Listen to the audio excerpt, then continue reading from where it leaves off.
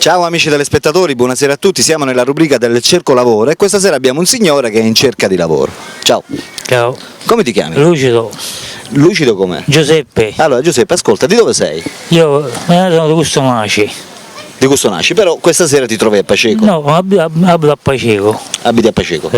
Ascolta Giuseppe, intanto quanti anni c'hai? Io ho 58. 58 anni e sei in cerca di lavoro. Esatto. Che tipo di lavoro saresti interessato a Anche cercare? muratore, malmista, veramente il mio lavoro è malmista. Anche il muratore va bene pure. Sì. Ascolta, sei sposato? Sì. C'hai figli? 3, vabbè sono sposato 2 e uno scapolo, e cerca pure lavoro. E sono pure di Pacecolo, anche loro? Sì.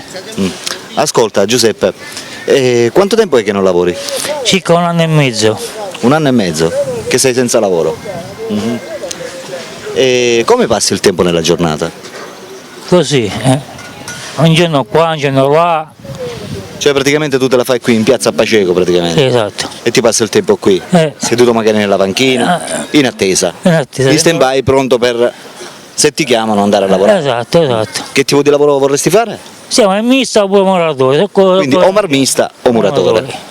Dimmi Giuseppe, in passato che lavori hai fatto? Muratore in campagna, questa cosa. Hai fatto anche l'agricoltore praticamente? Esatto.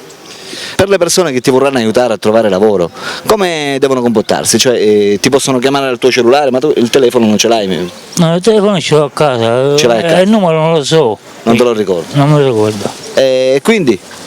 Quindi Cioè, vengono qui a Paceco e ti vengono a cercare. o Paceco o Bar Centrale. Quindi il lavoro che vorresti fare o il muratore o il marmista. Va bene, amici telespettatori, abbiamo conosciuto il signor Lucido Giuseppe di Paceco, 58 anni, che è in cerca di lavoro per quanto riguarda muratore o marmista. Se c'è qualcuno di voi interessato a dare lavoro al signor Giuseppe, può venire qui in piazza a Paceco a cercarlo e naturalmente lo aiuta, ok? Ok. Per la rubrica del Cerco Lavoro Alberto vi saluta e vi saluta anche il signor Lucido Giuseppe. Giuseppe. Ok, ciao amici, a dopo.